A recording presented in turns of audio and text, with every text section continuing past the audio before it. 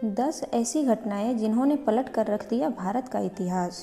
भारतीय इतिहास को अगर हम भारतीय उपमहाद्वीप का इतिहास कहें तो कोई बेईमानी नहीं होगी, क्योंकि आज भी भारत की सीमा इतनी बड़ी है कि अनेक यूरोपीय देशों का समावेश इस देश में हो सकता है। इसीलिए इस बात में कोई आश्चर्य नहीं होगा अगर हम यह कहें कि इस भूमि का बहुत डिटेल और बहुत संपन्न इतिहास रहा है। जब हम इतिहास पढ़ते हैं तो अक्सर हमें यह सुनने को मिलती है कि ये नहीं होता तो क्या होता। कुछ ऐतिहासिक घटनाएं ऐसी हैं जिन्होंने इतिहास को बहुत प्रभावित किया है। तो आइए जानते हैं उन ऐतिहासिक घटनाओं के बारे में। तो स्टार्ट करती हूँ अपनी वीडियो को। भारतीय इतिहास को बदल देने वाली घटनाओं में से पहली घटना है चाणक्य का अपमान। चाणक्य एक बड़े अर्थशास्त्री होने के साथ साथ बहुत बड़े कूटनीतिज्ञ और राजनीतिज्ञ भी थे। वो तक्षशिला विश्वविद्यालय में प्रारंभिक प्राध्यापक थे। उस वक्त मगध साम्राज्य में नंद वंश का शासन था और राजा थे घनानंद। 326 ईस्वी पूर्व सिकंदर की सेना भारत की सीमा पर दस्तक दे चुकी थी और अब वो व्यास नदी पार करके मगध विजय का सपना देख रही थी। इसी समय दुनियाई सेना की इस बढ़त को देखते हुए चाणक्य ने घनानंद को चेताया कि वह युद्ध और भारत की रक्षा के लिए तैयार हो जाएं, जिससे कि वह सिकंदर से मुलाकात कर सकें। लेकिन घनानंद ने उनका अपमान किया और ऐसा माना जाता है कि उनके सैनिकों ने चाणक्य की चोटी पकड़कर महल के बाहर तक घसीटा। इस तरह अपमानित हुए चाणक्य ने बदला लेने के लिए ठानी और उसी मगध साम्राज्य के एक सिपाही चंद्रगुप्त मौर्य को उन्होंने इस कदर तैयार किया कि घनानंद को पराजित कर मगध साम्राज्य पर से नंद वंश को उखाड़कर मौर्य वंश की नींव डाली और एक विस्तृत अखिल भारतीय साम्राज्य की स्थापना की। दूसरा है पृथ्वीराज चौहान को जयचंद का धोखा। पृथ्वीराज चौहान दिल्ली और उत्तरी भारत के शासक थे।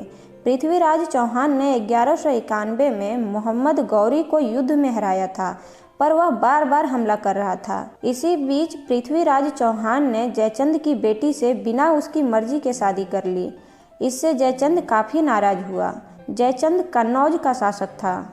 जब तराइन के दूसरे युद्ध में पृथ्वीराज चौहान और मोहम्मद गौरी का सामना हुआ तो जयचंद ने ईर्ष्यावश गौरी का साथ दिया, जिसकी वजह से पृथ्वीराज चौहान की हार हुई। मुस्लिम इतिहासकार मुदाबिर बताते हैं कि पृथ्वीराज की युद्ध क्षेत्र में हत्या कर दी गई थी, लेकिन अन्य मुस्लिम इतिहासकार बताते हैं कि ऐसा नहीं हुआ, बल्कि पृथ्वीराज को सामंत बनाकर उसको शासन लौटा दिया गया।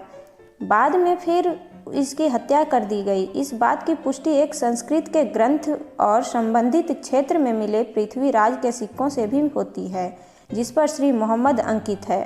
प्रसिद्ध ग्रंथ पृथ्वीराज रासो में एक कथा मिलती है कि युद्ध के बाद पृथ्वीराज को कैद कर लिया गया और एक दिन पृथ्वीराज के एक पूर्व मंत्री ने मोहम्मद गौरी से बदला लेने के लिए एक योजना बने। इसके तहत वे गौरी के पास गया और उसको बताया कि पृथ्वीराज शब्दभेदी बाण चलाने में निपुण है और गौरी ने इस कला को देखने के लिए एक मंच का आयोजन किया, जिसमें पृथ्वीराज के मंत्री ने उसको श्लोक के जरिए बताया कि गौरी कहाँ बैठा है।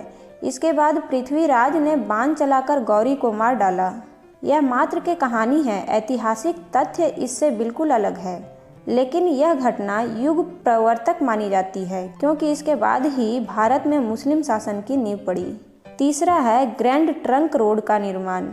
हालांकि इतिहास में इस सड़क का निर्माण शेरशाह सूरी से माना जाता है, पर इसकी शुरुआत इससे कहीं पहले चंद्रगुप्त के वक्त से ही हो गई थी। उसने अपने समय में व्यापारिक उद्देश्यों के लिए सड़कों का निर्माण कराया था, जिसका आगे भी धीरे धीरे विस्तार होता गया। शेरशाह सूरी के पहले एक बड़ी सड़क उत्तर पथ का उल्लेख हमें इतिहास में मिलता है। 16वीं सदी में जब शेरशाह सूरी आया तो उसने इसी सड़क का पुनर्निर्माण किया और इससे सड़क ए आजम कहा गया। उनके बाद मुगलों ने इस सड़क को काबुल तक और बंगाल में चिटगांव तक विस्तार किया। इस सड़क ने व्यापारिक दृष्टि से भारत को फायदा किया, साथ ही साथ यह आने वाले वक्त में युद्ध के लिए भी बड़ा उपयोगी साबित हुआ। चौथा है दूसरे पानीपत के युद्ध में हैमू की हार। मुगल काल में हुमायूं के बाद शासक बने अकबर अभी इतने बड़े नहीं हुए थे कि वह युद्ध आदि कर सकें और वह बैरम खान के संरक्षण में थे। 5 नवंबर 1556 को हैमू और अकबर के बीच पानीपत का द्वितीय युद्ध हुआ। हैमू की सेना भी अधिक थी और उसके तोप भी बेहतर थे। ऐसे में यह जाहिर था कि हैमू की ही जीत होती। युद्ध के दौरान अकबर की सेना की तरफ से तीरों की भारी बारिश हो रही थी। एक तीर आकर हैमू की आंख में लगा, जिसकी वजह से वह बेहोश हो गया। वह लड़ाई के मैदान में गिरने लगा, जिसे देखकर उसकी सेना में भगदड़ मच गई और वह भाग खड़ी हुई। हैमू को गिरफ्तार किया गया और अकबर की इच्छा के विरुद्ध बैरम खान ने उसका कत्ल कर दिया। यहाँ से मुगल शासक की नींव भारत में मजबूत हो गई। इसीलिए यह इतिहास का महत्वपूर्ण मोड़ माना जाता है। 5वां है वास्को डी गामा द्वारा भारत तक समुद्री मार्ग की खोज। 1498 ईस्वी में वास्को डी गामा का भारत आना भी भारत के इतिहास में एक महत्वपूर्ण घटना थी। इससे पहले यूरोप वालों के लिए भारत तक आने का समुद्री रास्ता नहीं मालूम था। इस रास्ते की वजह से भारत और यूरोप के बीच व्यापार की शुरुआत हो गई। भारत में उन्हें सस्ते दामों में मसालों के साथ साथ कॉटन आदि मिले। इसी वजह से पुर्तगाल के राजा मैनुअल ने 1502 में वास्को डी गामा के और भी भारत की यात्राओं का भार उठाने का निश्चय किया। 1524 में पुर्तगाल के राजा जॉन तृतीय ने उसे भारत में पुर्तगाल का वायसराय नियुक्त कर दिया था। यह सब भारत में यूरोपीय उपनिवेशवाद की शुरुआती घटनाओं में माना जा सकता है। 6ठा है प्लासी के युद्ध में सिराजुद्दौला की हार। प्लासी का युद्ध एक ऐसा युद्ध माना जाता है जिससे कि ब्रिटिश साम्राज्य की नींव भारत में पड़ी। इसके बाद कंपनी के हाथ में बंगाल की दीवानी मामले आ गए। प्लासी के युद्ध में हार की सबसे बड़ी वजह मीर जाफर का अंग्रेजों का साथ देना माना जाता है। सिराजुद्दौला की हार के बाद बंगाल में मीर जाफर कठपुतली शासक बनकर उभरा। एक और वजह बताई जाती है जो सुनने में और पढ़ने में तो छोटी लगती है, पर वास्तव में अगर देखें तो पूरे युद्ध को पलट कर रख देती है। कारण यह थी कि बारिश में सिराजुद्दौला का तोपों और बारूदों को ढकने के लिए तारपुलिन ना ले जाना, जिसके कारण उनके बारूद खराब हो गए और उनके हार की प्रमुख वजह बनी। इस वजह से यह घटना भी महत्वपूर्ण बन जाती है। 7वां है यूरोप में भारत कपास की बढ़ती मांग। 1840 ईस्वी में अमेरिका में कपास की खेती में भारी कमी आई। मैनचेस्टर, जिसे उस वक्त कपास के उत्पादन का केंद्र माना जाता था, वहाँ भी कपड़ों की फैक्ट्रियों में भी काफ़ी घाटा का सामना करना पड़ा, क्योंकि औद्योगिक क्रांति के पीछे एक बड़ी वजह कपड़ा उत्पादन के विभिन्न तेज मशीनों की खोज भी थी, जिससे इस क्षेत्र में मंदी आने से यूरोप क्षेत्र में भी मंदी के आसार थे। इस वजह से सभी औपनिवेशिक राष्ट्र अपने उपनिवेशों में कपास की खेती पर जोर देने लगे। ब्रिटिश साम्राज्य का भारत बड़ा उपनिवेश था और ब्रिटेन ने भारत में कपास की खेती पर जोर दिया। इससे हालांकि भारत के कपास की मांग पूरे यूरोप में जरूर फैली, पर भारत के किसानों पर अन्य फसलों के कम दामों का भी कुप्रभाव पड़ा। इस वजह से किसान वर्ग भी धीरे धीरे ब्रिटिश साम्राज्य के विरुद्ध होना शुरू हुआ और यह घटना ब्रिटिश साम्राज्य के विद्रोह में मील का पत्थर बनी। 8वां है मंगल पांडे का विद्रोह। 1857 के विद्रोह की शुरुआत मंगल पांडे के विद्रोह से माना जाता है, जिन्होंने मार्च महीने के अंत में इसकी शुरुआत की, लेकिन अपने सार्जेंट को गोली मारने के कारण उनको 8 अप्रैल 1857 में फांसी दे दी गई। इनके विद्रोह का कारण था कि जिन गोलियों का वह इस्तेमाल कर रहे थे उसे खोलने के लिए दांत से काटना पड़ता था, जो कि गाय और सूअर के चमड़े से बना होता था, जिससे हिंदू और मुस्लिम दोनों का धर्म भ्रष्ट होता। सिपाहियों ने इसे धर्म परिवर्तन करवाने की चल के रूप में भी देखा, क्योंकि इससे पहले अनेक सामाजिक सुधार किए गए थे जिनमें प्रगतिशील भारतीय और क्रिश्चियन का योगदान था। इस बात की अफवाह फैलाई गई। इस अफवाह ने विद्रोह के लिए तैयार बारूद की चिंगारी का काम किया।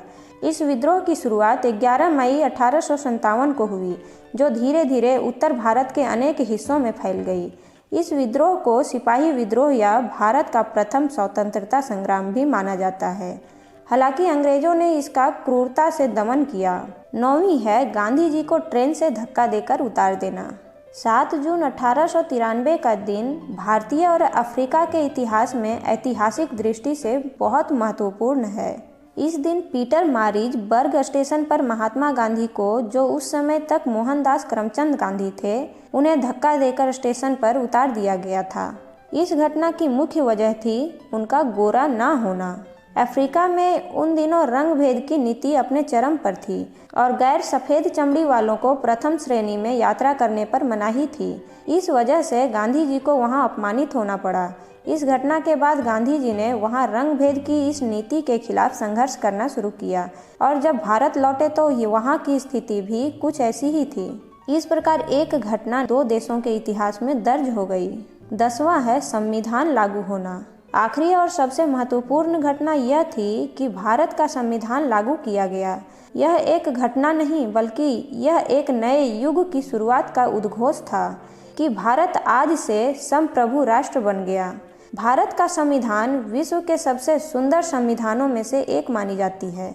इसका सबसे बड़ा कारण यह माना जाता है कि भारत के साथ आज़ाद हुए अन्य देशों में संविधान इस प्रकार बने रहना बहुत मुश्किल रहा है। हमारे पास घाना और पाकिस्तान का उदाहरण है। पड़ोसी देश नेपाल में भी कई बार संविधान को नकारा गया, लेकिन भारत का संविधान 1950 में लागू होने के बाद आज तक लोकतंत्र की स्थापना में अपनी महत्वपूर्ण भूमिका निभाए हुए है। भारतीय संविधान न केवल अपने वक्त के अनुसार से सही था, बल्कि इसमें भविष्य के लिए भी गुंजाइश को छोड़ा गया था। इस प्रकार भारतीय इतिहास को बदलने वाली यह प्रमुख घटनाएं थी जिनसे भारतीय इतिहास को एक नया मोड़ मिला। वास्तव में इतिहास की हर घटना अपने में अद्वितीय होती है। ये घटनाएं उन्हीं अद्वितीय घटनाओं का संकलन है। और अब मैं अपनी वीडियो को यहीं पर समाप्त करती हूँ। आप लोग कमेंट बॉक्स पर ज़रूर बताएं कि मैं अब किस टॉपिक पे वीडियो बनाऊँ। जितनी जल्दी हो सके मैं उतनी जल्दी उस टॉपिक पर वीडियो बनाने की कोशिश करूँगी। तब तक के लिए बाय बाय।